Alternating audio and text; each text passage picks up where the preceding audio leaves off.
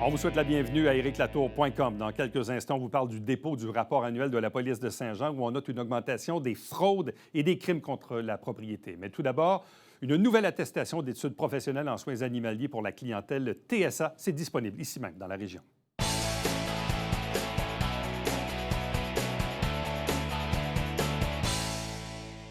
Voilà une nouveauté drôlement intéressante sur le territoire. C'est une formation en soins animaliers, mais destinée aux gens qui sont dans le spectre de l'autisme, le fameux TSA, si vous voulez. C'est une attestation. On parle ici d'une attestation d'études professionnelles, une AEP. Deux invités pour en parler. D'abord, Annick Tomlinson, qui est agente de développement au service des ressources éducatives aux adultes et à la formation professionnelle au Centre de services scolaires des Hautes-Rivières. Bonjour. Bonjour. Accompagné de Dominique Firetto, qui est formateur pour cette attestation d'études professionnelles en soins animaliers. Bonjour et bienvenue. Bonjour. Bon, ça sort d'où? Est-ce que c'est offert ailleurs au Québec? C'est nouveau? Qu'est-ce que c'est? En fait, c'est nouveau dans la région. Ça s'offre actuellement dans le coin de Saint-Bruno avec un organisme qui s'appelle CEMO, qui travaille avec les gens là, avec un handicap qui peuvent quand même aller travailler, là. Par contre, dans la région ici, ça fait longtemps que j'ai le rêve de faire quelque chose en lien avec la clientèle TSA, qui a des belles forces à mettre de l'avant sur le marché du travail. Puis quand j'ai rencontré Dominique au mois d'octobre-novembre, on s'est mis à rêver un peu d'une attestation en soins animaliers pour répondre à des besoins sur le marché du travail. Et nous voilà, ça a fonctionné. On a fait un appel de projet à un organisme qui s'appelle Sphère Québec, qui, dans le fond, finance des projets pour permettre l'intégration en emploi et le maintien pour une clientèle TSA. Mais cette clientèle TSA, est-ce qu'elle a aussi d'autres types d'attestations, autres des soins animaliers? Est-ce qu'il existe d'autres projets pour cette clientèle-là, pour les former ou les aider à se placer sur le marché du travail? Bien, spécifiquement, non. Non, hein? Pas dans la région ici. Par contre, bien évidemment qu'une personne qui présente un trouble du spectre de l'autisme, qui réussit à atteindre certains niveaux au niveau de la scolarité, a accès à tout ce qui est disponible là, en termes d'AEP, DEP même, là. Et quel est le lien entre le volet ou le sujet des soins animaliers et la clientèle TSA? Pourquoi c'est ce programme-là qui se mixe bien avec la clientèle? Bien, en fait, c'est qu'on a découvert, ou en tout cas, c'est quand même assez connu, qu'il existe un lien assez naturel et positif entre les animaux et des gens qui ont un trouble du spectre de l'autisme. Je vous dirais, il y a tout et rien, dans le sens où il y a des gens qui ça va être plus difficile, toucher l'animal, tu sais, couper les griffes ou des choses comme ça. Puis sinon, on en a d'autres qui vraiment, les animaux, ça, c'est leur passion. Bon. À quel moment vous entrez dans l'équation? Qu'est-ce que vous faites dans la vie? Qu'est-ce qui fait que vous vous retrouvez dans ce projet-là? Alors, j'élève des huskies sibériens. À côté de ça, j'ai une pension canine avec un salon de toilettage. Et le premier contact que j'ai eu avec la clientèle TSA, comme on peut dire, ça a été dans le cadre de mon salon de toilettage, puisque je prenais des stagiaires en fin d'année scolaire qui voulaient donc faire un stage en entreprise. Et c'est vrai que j'avais pu remarquer qu'ils étaient très bons avec les animaux parce que l'animal répond beaucoup à un langage corporel plus qu'un langage vocal. Et c'est vrai qu'avec la communication passe très bien. Plus récemment, j'ai ouvert ma propriété pour un projet qui s'appelait Zouski, qui est en attente d'évolution en ce moment. Mais on a eu l'occasion de rencontrer des jeunes qui sont venus faire du bénévolat et qui se sont avérés devenir très bons, et même dans leur développement personnel. Ça a débloqué plein de choses, la communication, etc., etc.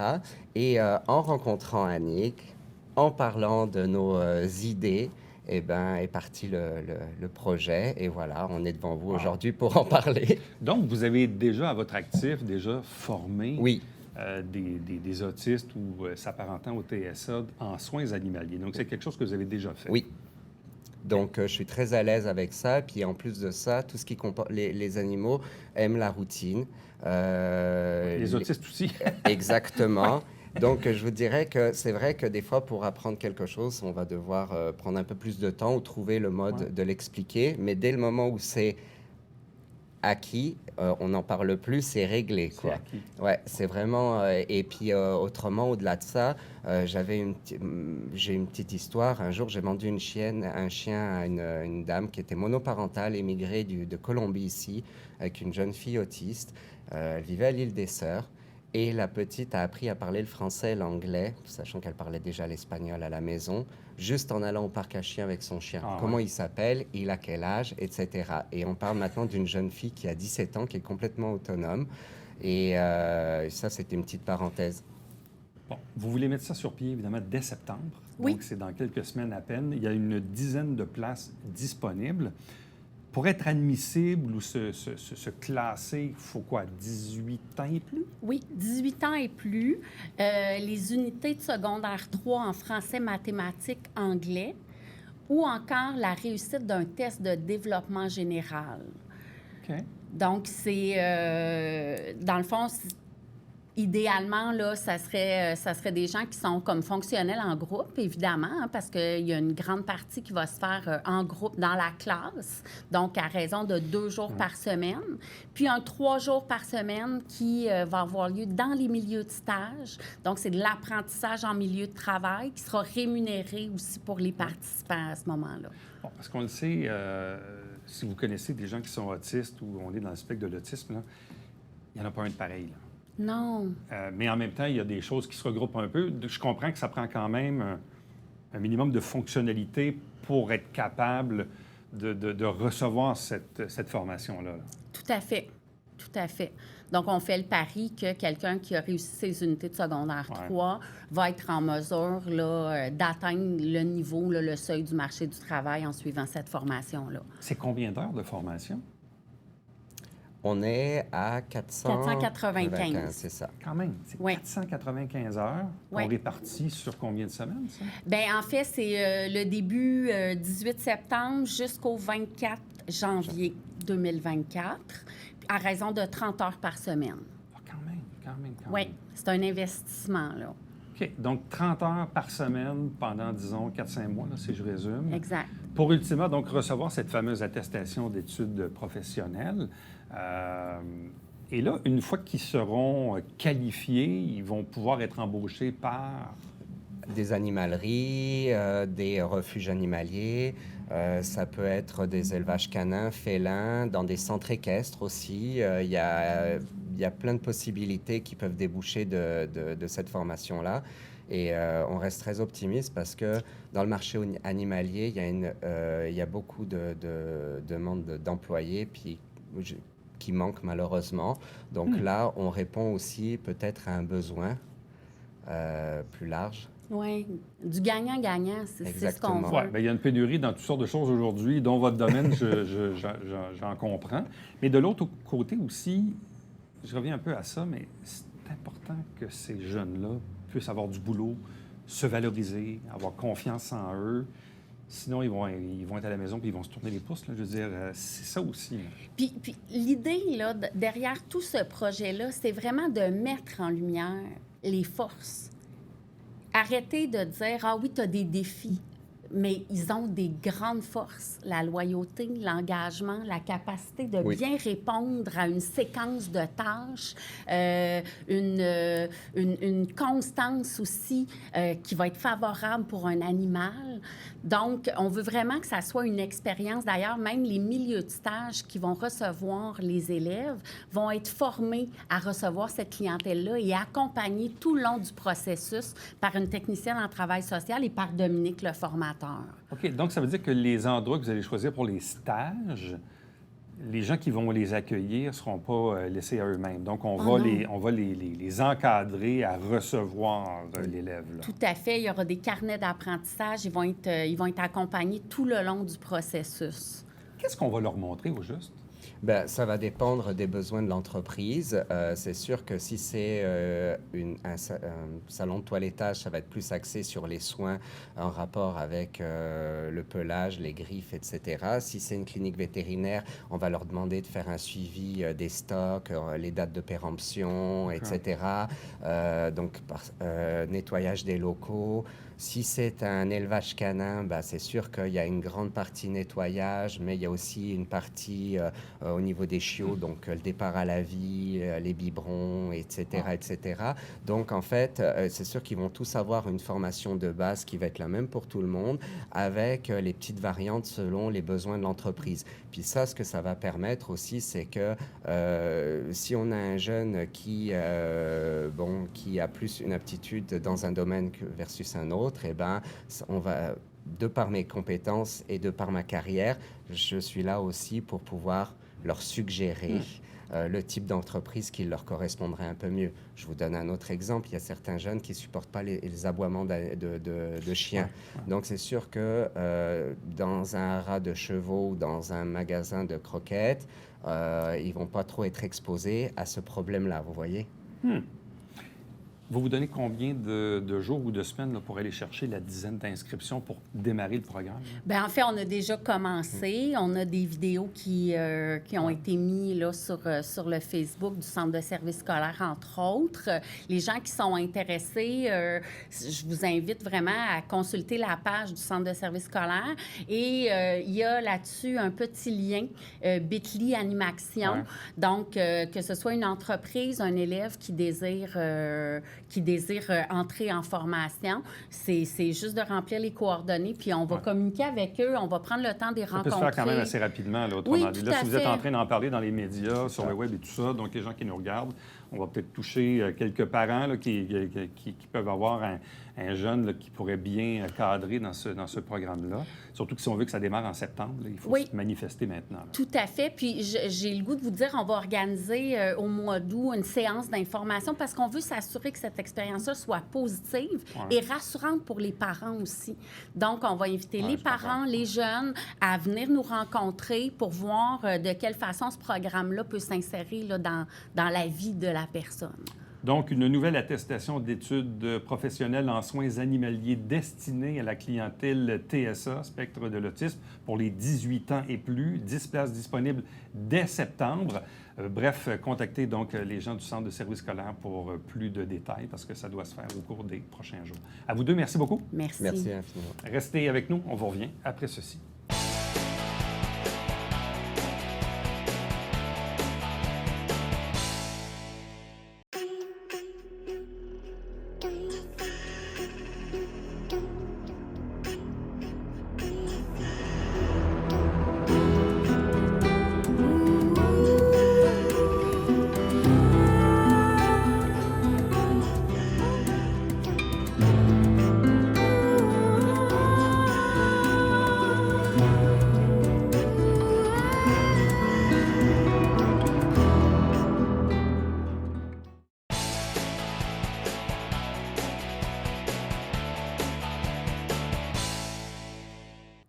C'est le moment du dépôt du rapport annuel des activités du service de police de Saint-Jean-sur-Richelieu et c'est toujours intéressant. Oui, c'est beaucoup de chiffres, ce sont des statistiques, mais les chiffres parlent, ils nous indiquent un peu le chemin et ils nous donnent aussi l'occasion de faire un bon bilan de ce qui se passe actuellement.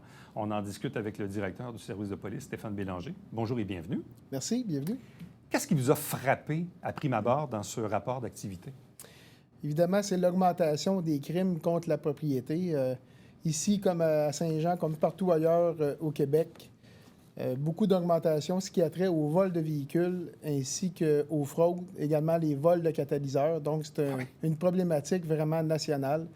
Alors, c'est certain que ça vient alourdir là, le bilan annuel. Mais ce qu'on vit ici, est-ce que c'est bien différent de vos collègues des autres services police qui nous entourent? Autrement dit, est-ce que c'est une tendance un peu à la hausse d'avoir plus de crimes contre la propriété, plus de fraude, de vol de véhicules? Est-ce que c'est un peu généralisé, ça? En fait, ce qu'on regarde beaucoup, c'est tout ce qui est crime contre la personne. Et c'est un indicateur important, les crimes contre la personne. Nous, on a réussi quand même à garder ça autour de 3 % d'augmentation, ce qui est dit raisonnable là, dans les circonstances. Mais le crime contre la propriété, quand je regarde les bilans annuels de nos collègues des autres services avoisinants, on a vu là, la semaine passée, là, c'est comme la tendance de sortir des bilans annuels à cette période-ci de l'année.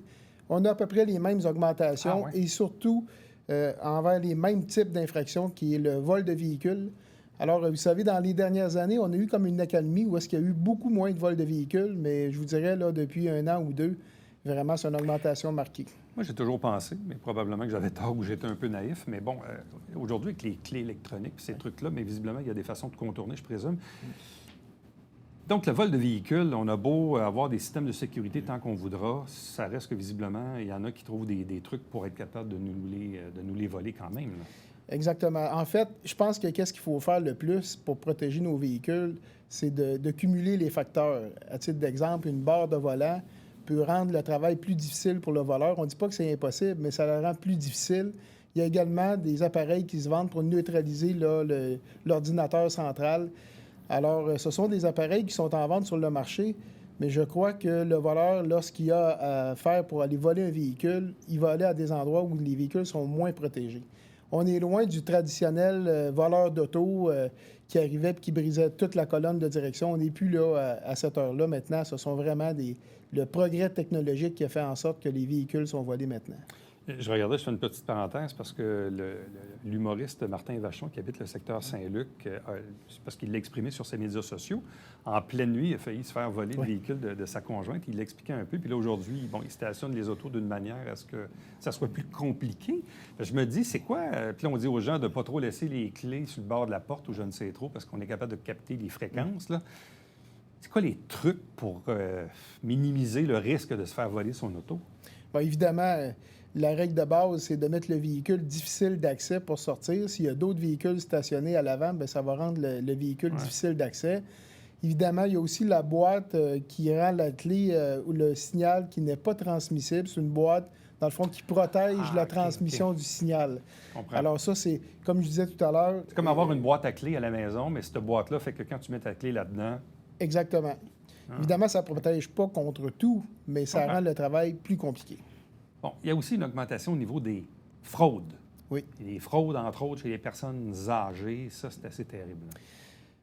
Malheureusement, les fraudeurs sont sans scrupules. Ils s'en prennent à des gens vulnérables. Et je pense que c'est important de mentionner que c'est pas parce que les gens ne sont pas vifs d'esprit, parce que ce sont des voleurs professionnels.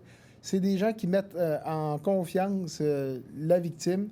Alors, on connaît actuellement, d'ailleurs, une vague là, de fraude de cette nature-là. Les gens se font passer pour un employé d'une institution financière sur laquelle, lorsqu'ils appellent, on voit sur l'afficheur le nom de l'institution financière et ils demandent à la victime de mettre les cartes dans une enveloppe avec le numéro d'identification personnelle.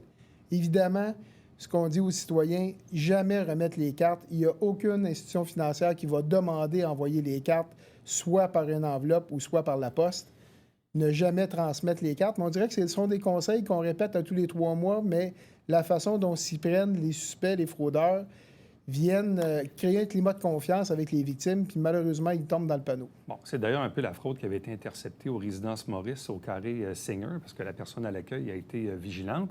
Mais là, dans le fond, ils peuvent faire ça aussi à domicile chez les personnes âgées qui ne sont pas dans une RPA. Là. C'est surtout ça qui arrive. Vous voyez, le fraudeur se raffine avec le temps. Alors, sachant qu'il y a des risques plus grands d'être pris en défaut lorsqu'il le fait dans une institution qui a des gens qui surveillent, ils vont plutôt s'en prendre à des endroits où les personnes habitent tout seuls ou, à tout de moins, dans un bloc où est-ce qu'il y a moins de personnes. Alors, évidemment, la protection entre nous est importante. Il ne faut jamais, jamais, pour aucune considération, remettre des cartes à quelqu'un. Bon, donc ça, je pense que c'est clairement dit. Si vous recevez un appel puis vous voyez sur l'afficheur le nom de votre institution bancaire, ayez un premier doute. Mais deuxièmement, si on vous demande de mettre les cartes d'un petit sac avec le NIP à côté, il n'y a personne qui demande ça, là. Mais bon, pour le répéter, il faut croire, là, mais... Ça semble être la base, mais il faut croire que si on a encore plusieurs événements dans une même semaine, c'est que le stratagème fonctionne encore. Alors, il faut répéter les conseils. Bon, on dit aussi les crimes contre la propriété. Est-ce qu'il y a encore beaucoup d'introductions par effraction? Est-ce qu'il y a une augmentation là aussi? Bien, vous voyez, pendant la pandémie, on a eu une certaine accalmie. Les gens étaient chez eux. Mais les chiffres qu'on voit maintenant pour le rapport annuel 2022 s'apparentent aux chiffres qu'on avait en 2019. Donc, c'est le retour à la normale. Ce n'est pas vraiment une problématique, là, les introductions par effraction. Là où il y a plus problématique, c'est le vol de moins de 5 000 qui, ce sont les catalyseurs. Encore là, c'est une problématique provinciale. Donc, les gens coupent les catalyseurs sur les véhicules pour revendre les métaux précieux. Et évidemment, ça cause une problématique auprès des gens, mais c'est un fléau québécois. Puis les gens qui habitent tout près des autoroutes sont encore plus victimes. Pourquoi? Parce que les gens prennent rapidement la fuite, donc ils ont une voie pour quitter rapidement. Je sais, j'ai une connaissance à moi qui habite en Californie, puis 3 fois dans l'année. Les gens ont beaucoup de garages, mais il y a encore des autos dans les stationnements et rapidement, 3 fois dans la même année. 3 fois, c'est terrible. Mais concernant ça, je sais qu'il y a un propriétaire ici d'un établissement qui se les fait voler en plein centre-ville, là, en pleine nuit. Dans un stationnement, je pense, de la CIBC ou à côté. Pouf! Coupe le catalyseur. C'est fou. Puis ils font ça vite, là. Exactement. Maintenant, avec les outils à pile, c'est facile vraiment. Puis on a beaucoup de VUS, donc le véhicule est plus facile d'accès également, là. Je constate aussi que vous avez quand même une bonne augmentation du volume, le nombre d'appels. Oui. Comment on l'explique, ça? En fait, il y a 2 facteurs pour le nombre d'appels là, qui a augmenté de près de 1500 appels au cours de l'année. Il y a une partie qui concerne le phénomène de l'itinérance. On sait qu'en 2022, ici à Saint-Jean, comme toutes les villes de notre envergure, on a une augmentation marquée. Écoutez, dans le secteur du centre-ville, c'est près de 500 appels qui ont été faits seulement pour l'itinérance. Alors, en 2022, là, on a connu une grande augmentation. Les autres appels, c'est vraiment parce que les gens ont recommencé à vivre en dehors de la pandémie.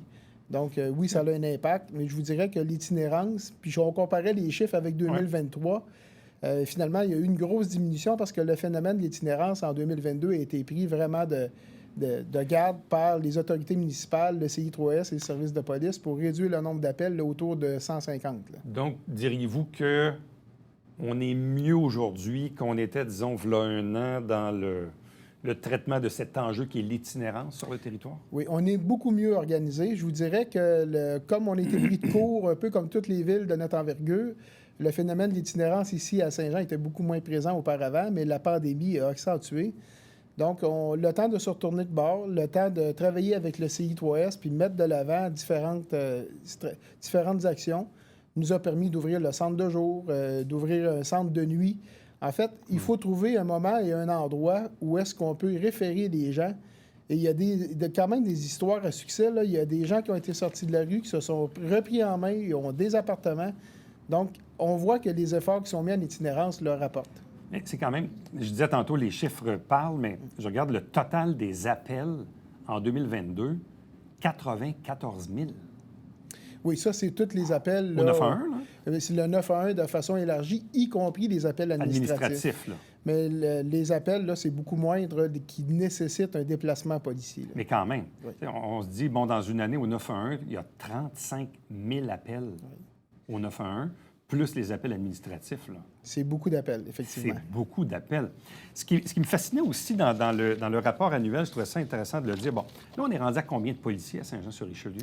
On est rendu à 174 si on compte les policiers temporaires et les policiers, dans le fond, les policiers permanents, parce qu'on a des permanents auxiliaires qui n'ont pas de vacances durant la période d'été. On a fait la conversion.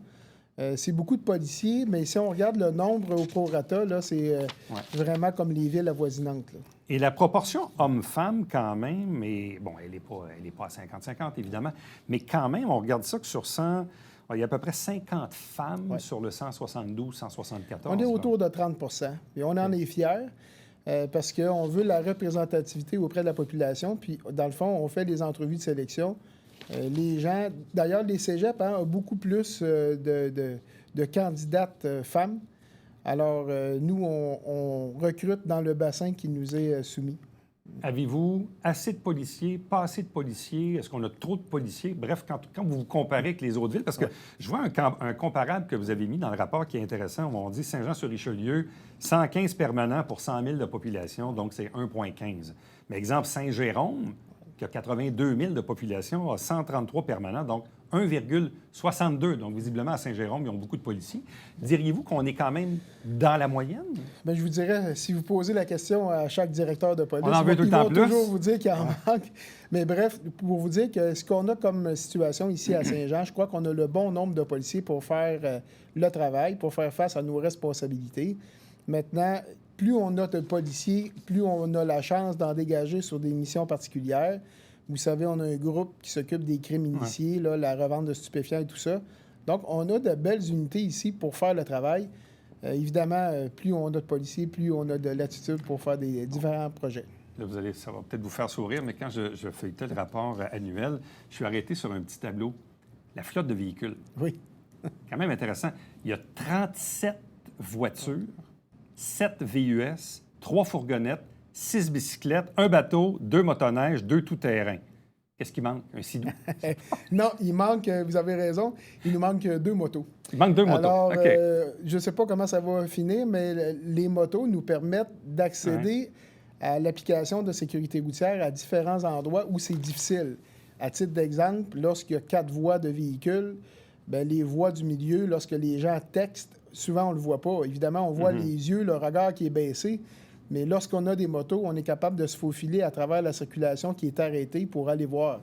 Donc, on a fait la demande à nos élus. On verra s'ils ont accédé à cette demande. S'il y a une réponse, on va le savoir éventuellement. Là, dans le fond, on en a déjà parlé. On a franchi le cap du 100 000 habitants. Évidemment, ça a un impact sur le niveau de police et les enquêtes et tout ça. C'est quoi vos principaux enjeux pour la prochaine année? En fait, on veut solidifier ou stabiliser tout ce qui est le volet itinérance. Ouais. Vous savez, l'itinérance fonctionne beaucoup avec des budgets qui sont octroyés à la pièce. Et l'enjeu qu'on a, ce sont des interruptions à chaque fois. À titre d'exemple, on avait le centre de nuit. Il y a eu une interruption. Et lorsqu'on a une interruption, les intervenants quittent. Alors, nos gens qu'on a développés, malheureusement, quittent pour un autre emploi. Alors, on est obligé de recommencer. Heureusement, on a de bons organismes qui travaillent fort dans le secteur pour l'itinérance, mais je vous dirais que le volet itinérance est un élément important et toute la prévention qui a rapport aux fraudes, sous toutes ses formes. On n'arrête pas de faire donner des conseils de prévention, faire des parutions sur Facebook, dans le journal local, mais il faut revenir à la charge souvent. Stéphane Bélanger, merci beaucoup. Bon été. Merci à vous. Restez avec nous. On vous revient après ceci.